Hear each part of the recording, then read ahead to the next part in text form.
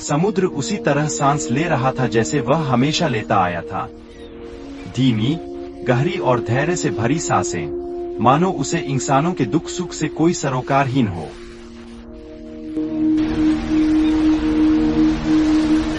मिनामाता के किनारे Haruto Nakamura ने अपनी नाव रेत पर खींची। रस्सियां उसकी हथेलियों में गहराई तक धंस गईं।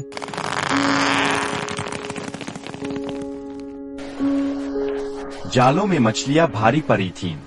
उनके चांदी जैसे शरीर झलती रोशनी में चमक रहे थे, मानो समुद्र ने एक बार फिर उदार होकर उसके परिवार के लिए भोजन भेजा हो। हारुतो तट पर आगे बढ़ा और उसके साथ साथ उसकी छोटी बेटी आइको थी, हंसती हुई, बेफिक्र, अपनी पतली सी आवाज में खुशी बिखेरती हुई। एक काली बिल्ली उनके पास पास चल रही थी। आइको नंगे पांव उसके पीछे दौड़ी और उसके छोटे छोटे पैरों के निशान भी पल भर में पानी से भर गए। हारुतो ने यह दृश्य देखा और मुस्कुरा दिया। समुद्र ने पीढ़ियों से उसके परिवार को पाला था, उसके पिता को, उसके दादा को। उस रात यूमी ने छोटी सी आग पर मछली भुनी। तेल की हल्की सी चटक और भुनी मछली की खुशबू उनके छोटे से घर में भर गई। आइको ने एक मछली को दीपक के पास उठाया और हैरानी से उसकी ओर देखने लगी। यह देखकर कि उसके शल्क रोशनी को कैसे पकड़ते हैं, कैसे चमकते हैं। उसकी आंखों में उत्सुकता और मासूम खुशी थी।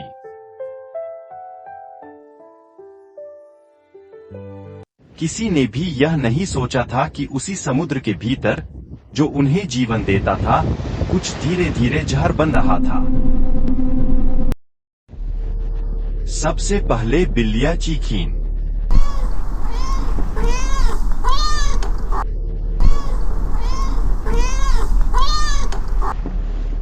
एक सुबह हारुतो उस आवाज से जागा, तेज, टूटी हुई, दर्द से भरी चीखें जो संकरी गलियों में गूंज रही थीं। उसने देखा कि एक बिल्ली धूल में पागलों की तरह लोट रही थी।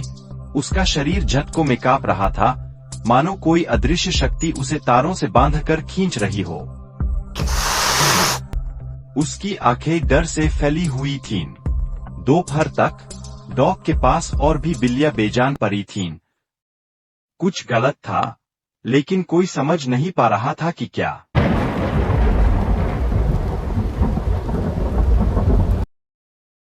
तीन दिन बाद आइको गिरी। वह समुद्र तट पर दौड़ रही थी, तभी अचानक उसके पैर जैसे उसका साथ छोड़ गए। वह रेत पर गिर पड़ी। उस रात वह चॉपस्टिक नहीं पकड़ पाई। उसकी उंगलियां कांप रही थीं। हफ्ते के अंत तक आइको की आवाज बदल गई। शब्द साफ नहीं निकलते थे, उसकी जुबान लड़खड़ा जाती थी। हारुतो उसे अस्पताल ले गया। लंबे, सफेद गलियारे दूसरे माता पिता और बच्चों से भरे थे। कुछ बच्चों को जोर जोर से दौरे पर रहे थे, कुछ की आंखें खाली थीं, मानो वे कहीं और चले गए हों। एक ब्लैक बोर्ड पर चाक से 2 शब्द लिखे थे। हारुतो उन्हें देखता रहा, जब तक वे उसकी आंखों के सामने धुंधले नहीं हो गए। डॉक्टर बंद दरवाजों के पीछे धीमी आवाज में बातें कर रहे थे। किसी के पास जवाब नहीं था। यह एक ऐसी बीमारी थी जो दिखती नहीं थी, लेकिन सब कुछ छीन रही थी।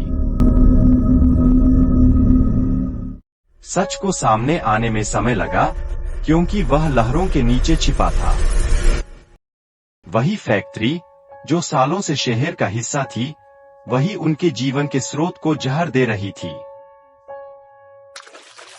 पारा पानी में घुल रहा था, मछलियों में समा रहा था, और फिर उन लोगों के शरीर में उतर रहा था जिन्होंने पूरे भरोसे के साथ समुद्र से भोजन लिया था।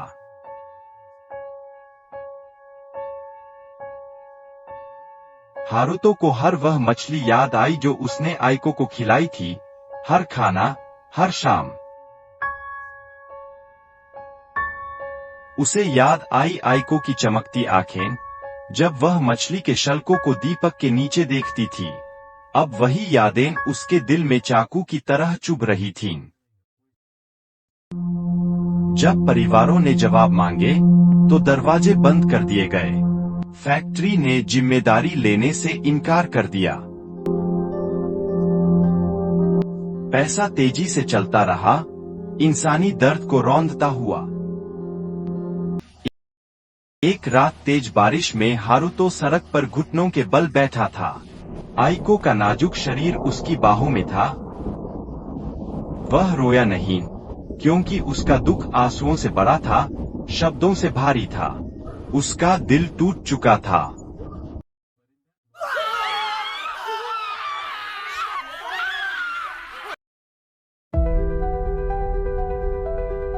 साल बीत गए, लेकिन सच को हमेशा के लिए दफन नहीं किया जा सका।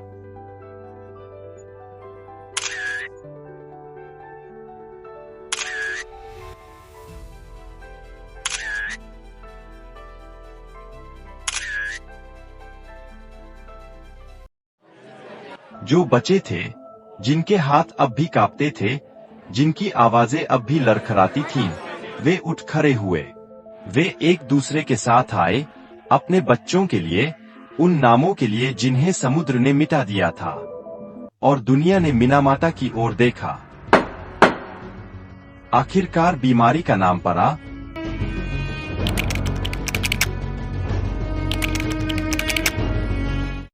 मोमबत्तियां पानी पर तैरीं, प्रार्थनाओं की तरह, विरोध की तरह। हारुतो ने भी एक मोमबत्ती रची, आइको के लिए। और इस बार उन्हें बदलाव की शुरुआत मिली।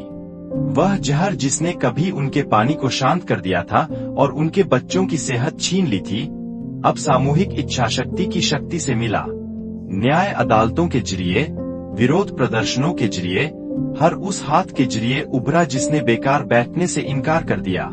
अंत में यह कॉरपोरेशन का लालच नहीं था, बल्कि एक आम आदमी था जिसने जीत दर्ज की।